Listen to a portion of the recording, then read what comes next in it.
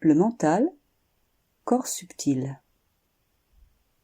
Nous pouvons considérer le mental comme faisant partie du corps, une sorte de corps subtil, aérien, qui fonctionne presque à la vitesse de la lumière, et dont nous ne connaissons guère le fonctionnement, hormis par les conséquences sur nos humeurs. Si on se donne la peine de l'observer, on peut assister à son déploiement, à son bavardage quasi incessant, et à son habitude de se promener dans les mondes fantomatiques nommés passé et futur, qui n'existent que si l'on pense à eux. En effet, où sont le passé et le futur lorsque mon esprit est silencieux, ou lorsque je suis immergé dans le sommeil profond? L'attention peut ainsi passer des sensations corporelles au mouvement des pensées. Comme un projecteur braqué seulement sur une partie du décor, le regard éclaire ce vers quoi il se dirige. S'il s'agit du corps, ce sont les sensations corporelles. S'il s'agit du mental, ce sont les mouvements des pensées. Les pensées sont aussi en mouvement. Elles apparaissent, à leur gré, déroulent leur volute, puis disparaissent. Il n'y a pas lieu ici de faire appel au contrôle, puisque leur survenue, leur déploiement et leur disparition se font sans nous. Nous n'en sommes que le témoin, mais non pas l'acteur direct. Nos états d'âme sont tributaires du contenu des pensées. Un contenu joyeux nous rend joyeux, un contenu triste nous rend triste. La coloration des pensées nous fait passer par toutes les couleurs de l'arc-en-ciel, du plus noir au plus blanc. Nous vivons donc habituellement, sans le savoir, sous l'emprise du mental, qui exerce son pouvoir sur le corps et sur l'humeur.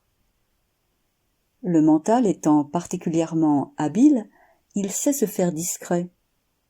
Il se manifeste de manière indirecte, comme le doigt posé sur le détonateur de la bombe, qui peut se considérer innocent puisqu'il n'est pas lui-même la bombe.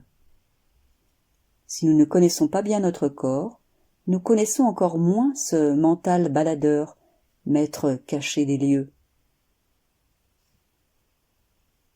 L'émotion, prolongement corporel de la pensée.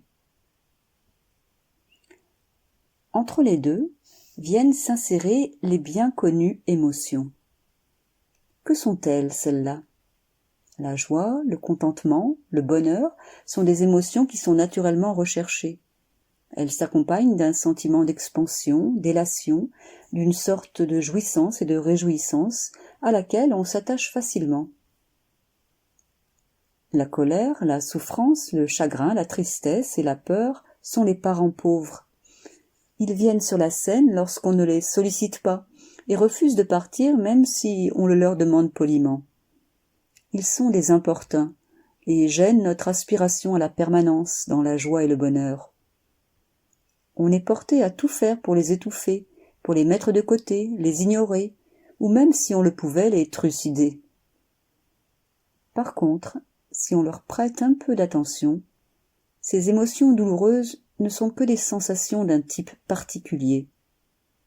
On pourrait les nommer contractions, pour faire référence au corps contracté qui se révèle lors de leur survenue. Les émotions sont la manière dont le corps exprime des pensées, un intermédiaire entre le corps et le mental, une sorte de plaque tournante qui synthétise la vie psychique et corporelle et la réunit en une unité fonctionnelle. On ne peut les ignorer dans une réflexion sur le corps, car elles utilisent ce dernier pour s'exprimer. Imaginez un sentiment de peur ou de colère sans sensation corporelle, et vous comprendrez à quel point le corps et les émotions sont indissociables.